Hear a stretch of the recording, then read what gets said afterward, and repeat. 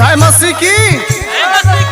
ए भैया, एक बार आप लोगन के बीच में हम प्रभु का सेवक देवा मसीह प्रभु का कुछ गीत आप लोगन के पास भेज रहल बानी।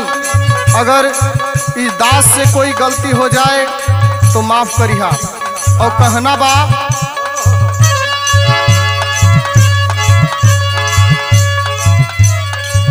चला कैला भजनिया यीशु के,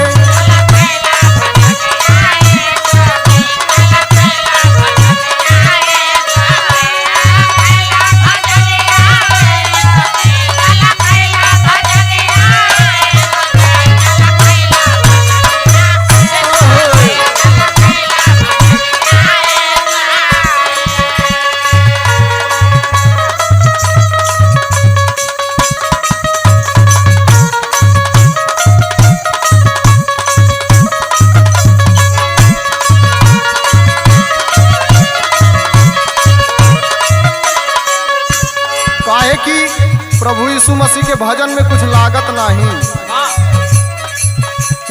लागी दवाई, नहीं लागी मिठाई,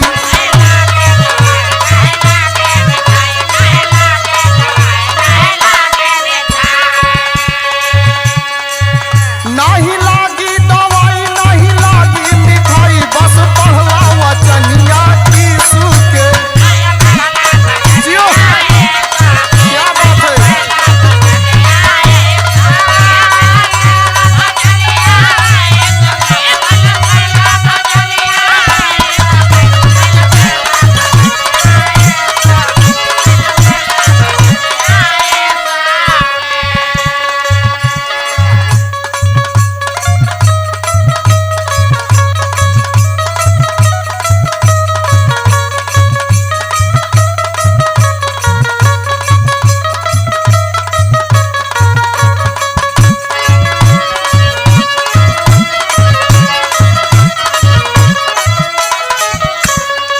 काहे कि प्रभु यीशु मसीह के नाम जाना सबही के जरूरी बा।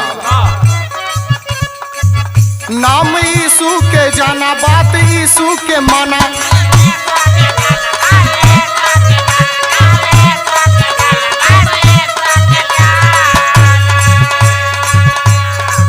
नाम यीशु के जाना, बात यीशु के माना, बस पीला हो पनिया यीशु के।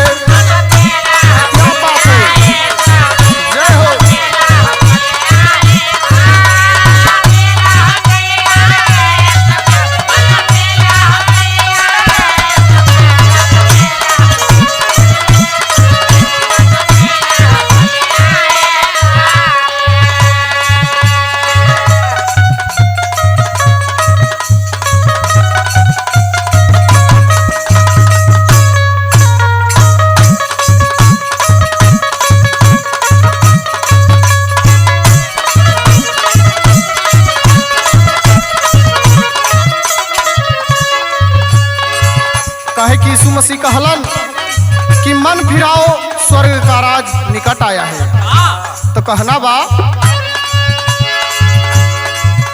मन आपन फिरावा, यीशु पास तू आवा,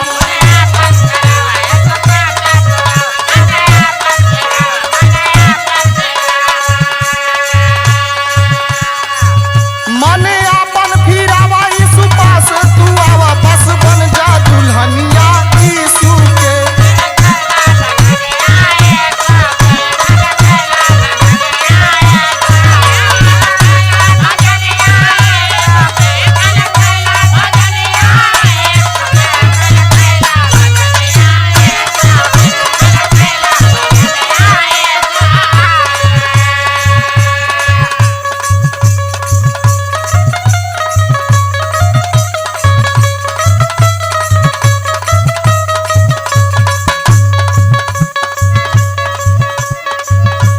काहे कि प्रभु यीशु मसीह कहलन कि जौन संसार में मुझे मनुष्य के सामने मान लेगा, उसे मैं भी अपने स्वर्गीय पिता के सामने मान लूंगा। नहीं तनिको डेराला, नहीं तनिको लाजाला,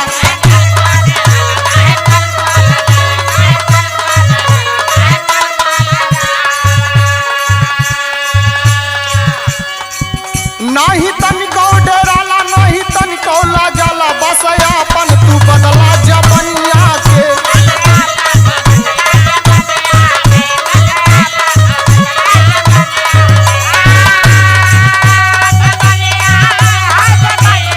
क्या बात है हालेलुया।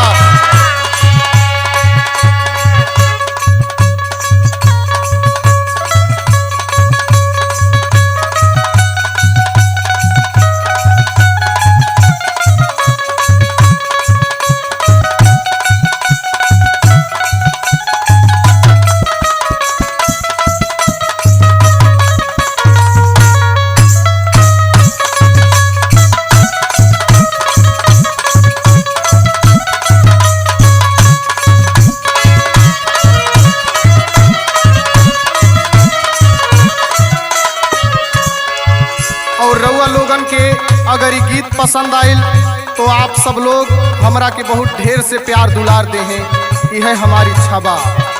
और आखिरी शब्द में कहना बा, कारा मन से भजन पढ़ाई सुवचन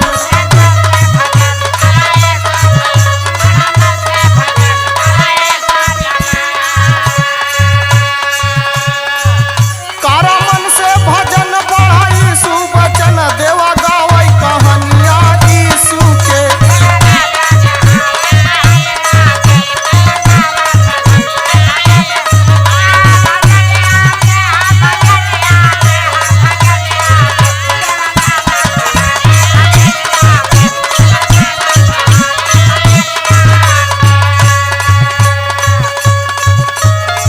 कहना बा, प्रभु यीशु मसीह का नाम अनमोल है। और कहना बा,